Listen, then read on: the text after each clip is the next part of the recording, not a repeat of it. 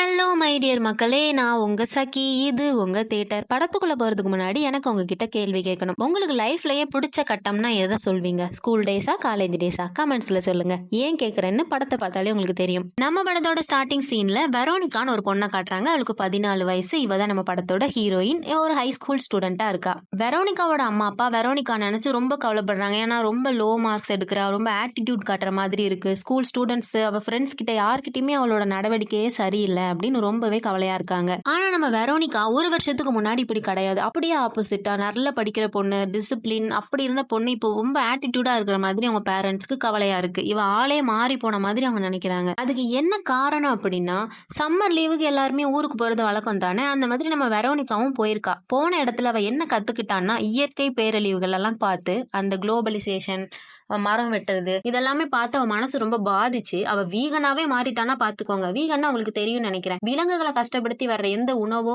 இல்லைன்னா ஆபரணங்களோ போட மாட்டாங்க. அதுதான் வீகன். அப்படியே அவ மாறிட்டா டோட்டலா. தான் மாறினது பத்தாதுன்னு ஸ்கூல்ல இருக்கிற ஸ்டூடெண்ட்ஸ், ஃப்ரெண்ட்ஸ் எல்லாரையுமே போயிட்டு மாத்தணும்னு நினைச்சு அங்க உள்ளவங்களையும் சேர்ந்து டார்ச்சர் பண்ணிருக்கா நம்ம வெரோனிகா. பிரின்சிபல் சும்மா இருப்பாங்களா? பிரின்சிபல் கிட்டே நியூஸ் போயிடுது. உட்காந்து விசாரிக்க ஆரம்பிக்கிறாங்க. உனக்கு என்ன ஆச்சு வெரோனிகா? ஏன் இப்படி எல்லாம் பண்ற? மார்க் எடுக்கிறதும் சரியில்லை, ஸ்டூடெண்ட்ஸ் எல்லாத்தையும் போயிட்டு நோண்டிட்டே இருக்கியா, அதை பண்ணாத இதை பண்ணாத, பிளாஸ்டிக் பொருள் யூஸ் பண்ணாதன்னு ரொம்ப அம்பி மாதிரி பண்ணிட்டு இருக்க, என்ன பிரச்சனை உனக்கு அப்படின்னு கேட்கும்போது இவ்வளவு அவங்க கிட்ட கொஞ்சம் ஆட்டிடியூட் காமிச்சுதான் பேசுறா.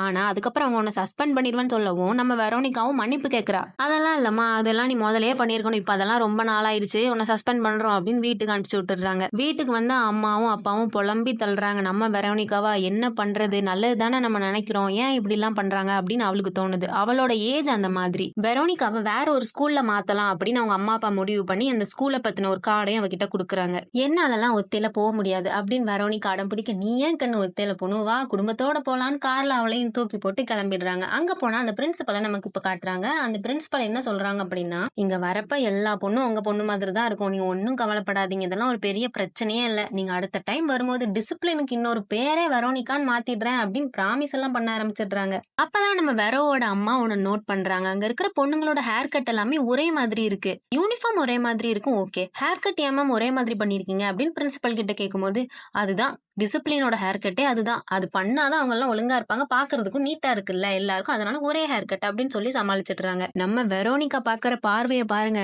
பைத்தியமாடா நீங்கெல்லாம் அப்படிங்கிற மாதிரியே பாத்துட்டு இருக்காங்க. முடி வெட்டினா எப்படிடா மனசெல்லாம் மாறும், அந்த மாதிரி ஒரு நினைப்புல பாத்துக்கலாம், நம்ம என்ன பண்றாங்க பாத்துக்கலாம் அப்படின்னு ஆட்டிடியூட்ல தான் இன்னும் வெரோனிகா இருக்காங்க. அப்போ அந்த பிரின்சிபல் ஹெதர்ங்கிற ஒரு பொண்ணை அவங்க அம்மா அப்பாக்கு இன்ட்ரோடியூஸ் பண்றாங்க. இவ தான் அவங்க பொண்ணோட ரூம்மேட்டா இருக்க போறா, நீங்க அடுத்த டைம் வாங்க, இவளே மாதிரி உங்க பொண்ணு அவ்வளவு டிசிப்ளினா இருப்பா அப்படின்னு ப்ராமிஸ் பண்றாங்க. இந்த பொண்ணா வந்ததும் அப்படி வணக்கம் வைக்குது அவங்க அம்மாக்கும் அப்பாவுக்கும். பார்த்த உடனே அவங்க அம்மா, ச்சே பொண்ணுன்னா இப்படி எல்லாம் இருக்கணும், நான் ஒண்ணு பெத்து வச்சிருக்கேனே அப்படின்னு நினைக்கிற அளவுக்கு அந்த பொண்ணு பண்ணுது. ஹெதர் பிரின்சிபலோட காதை ஏதோ குசு குசுன்னு சொல்றா. என்னடா அப்படின்னு நம்ம வெரோனிகாவும் பார்த்தா அந்த பிரின்சிபல் சொல்றாங்க, பூமர் வந்து எங்களோட கேம்பஸ்குள்ள அலௌட் கிடையாது, சுவிங்கம் எடுத்து தூர போடு அப்படின்னு சொல்றாங்க. வெரோனிகாக்கு குண்டு பயவுல எப்படி கோத்து விட்டுருச்சு பாரு அப்படின்னு சொல்லிட்டு தூர போடுற ஆள்லாம் கிடையாது நம்ம வெரோனிகா. அப்படியே எடுத்து அங்க இருக்கிற ஒரு போல்ல ஒட்டி வச்சுட்டு கெத்தா திரும்பி பாக்குறாங்க. பிரின்சிபலும் முழிச்சிட்டு சரி சரி கிளம்பலாம், ரூமுக்கு போலாம் அப்படின்னு சொல்ல அவங்க அம்மா அப்பாவும் கிளம்பிடுறாங்க. வெரோவும் பேக் எடுத்துட்டு ரூமுக்கு வராங்க. சரி ஸ்கூலு தான் இப்படி இருக்கு, ரூமாச்சும் நல்லா இருக்கும் அப்படின்னு போய் பார்த்தா அதுவும் அப்படிதான் இருக்கு. 2 பெட், ஒரு டேபிள், ஒரு அலாரம் கிளாக், டஞ்சன் மாதிரி ஒரு ரூம் கொடுத்துருக்காங்க.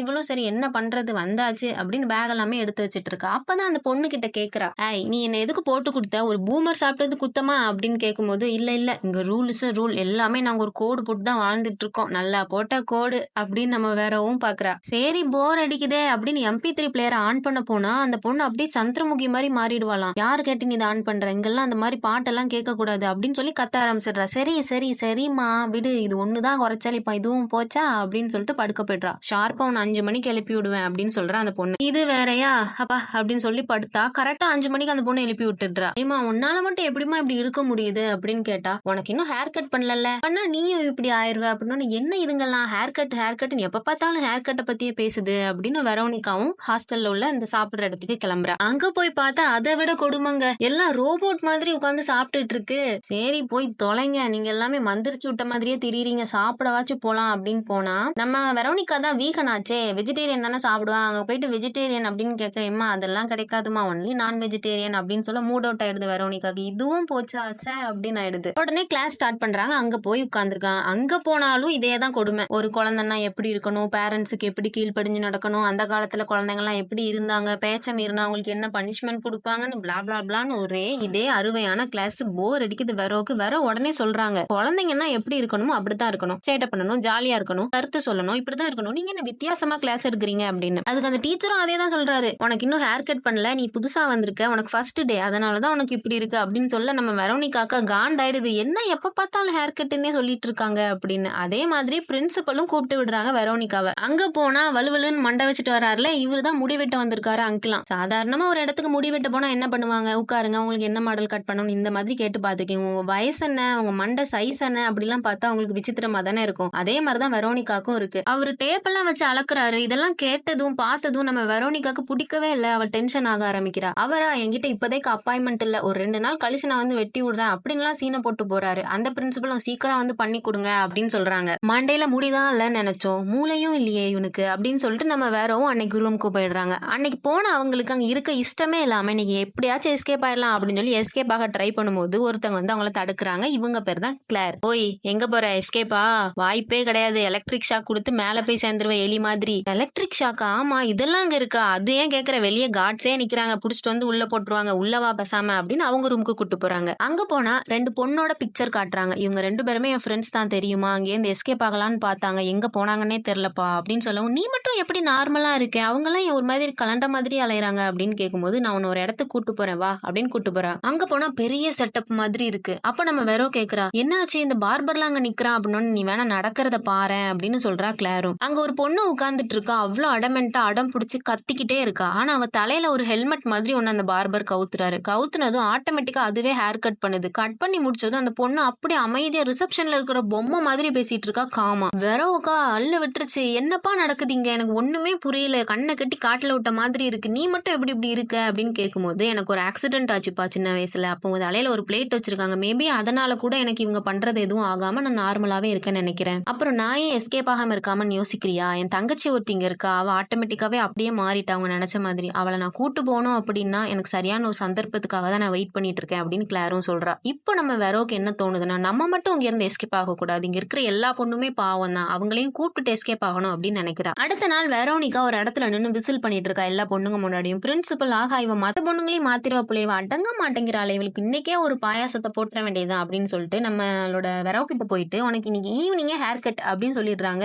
வெரோக்கா ஐயோ அப்படின்னு சொல்லிட்டு கிளாரை மீட் பண்ண போறா. போய் பேசலாம், அவளுக்குன்னு இருக்கிற ஒரு ஃப்ரெண்ட் அவ தானே. போனா அவளும் சுத்தமா மாறி போயிருக்கா. என்னன்னா அந்த பொண்ணுக்கு பிளேட் இருக்கிறது தெரிஞ்சு அவளுக்கு மறுபடியும் அதை எடுத்துட்டு ஹேர் கட் பண்ணி விட்டாங்க. பயங்கர மூட் அவுட்ல இருக்காங்க நம்ம வெரோனிகா. சரி ரூம்ல போயிட்டு எப்படியும் மாறதான் போறோம், மனசு விட்டாச்சு பேசுவோம், இவ ஒருத்தி தான் இருக்கா அப்படின்னு ஹெதர் கிட்டயும் உட்காந்து பேச ஆரம்பிக்கிறாங்க. மனசுல உள்ளதெல்லாம் புலம்புறாங்க. ஏ பொண்ணுன்னா எப்படி இருக்கணும் தெரியுமா, பசங்கன்னா ஃபர்ஸ்ட் எப்படி ஜாலியா இருக்கணும் தெரியுமா, இன்னடி வாழ்க்கை வாழ்றீங்க அப்படின்னு மனசு விட்டு புலம்பிக்கிட்டு இருக்காங்க. சரி எனக்காக ஒண்ணு பண்றியா, எப்படியும் நானும் மாற போறேன் உங்களை மாதிரி பொம்மை கணக்கா, இந்த MP3 பாட்டை மட்டும் கேள எனக்காக அப்படின்னு சொல்றாங்க. நம்ம வேற நார்மலா தான் சொல்றாங்க. அவளும் ஓகேன்னு சொல்லி அக்செப்ட் பண்ணிக்கிறா. அதை கேட்கும் போது அப்படி காதை பொத்திக்கிட்டு அவளால அதை கேட்கவே முடியல. என்னன்னு வெரோக்கும் புரியல. ஆனா இப்பதான் ஒண்ணு நடக்குது. அதை கேட்டு முடிச்சது அந்த பொண்ணு, நான் யாரு, நான் எங்க இருக்கேன், அம்மா நீ யாரு, நான் என்ன ட்ரெஸ் போட்டிருக்கேன், நான் ஏன் முடி வெட்டியிருக்கேன், இப்படி எல்லாம் பேச ஆரம்பிச்சிடுறா. இப்பதாங்க நம்ம வெரோனிகாக்கு போன உசுறு திருப்பி வருது. அடியே உன்னை பெத்தாங்களா செஞ்சாங்களா நினைச்சிட்டு இருந்தேன், நீயாச்சும் உருப்படியா புரிஞ்சுக்கிட்டியே அப்படின்னு சொல்லிட்டு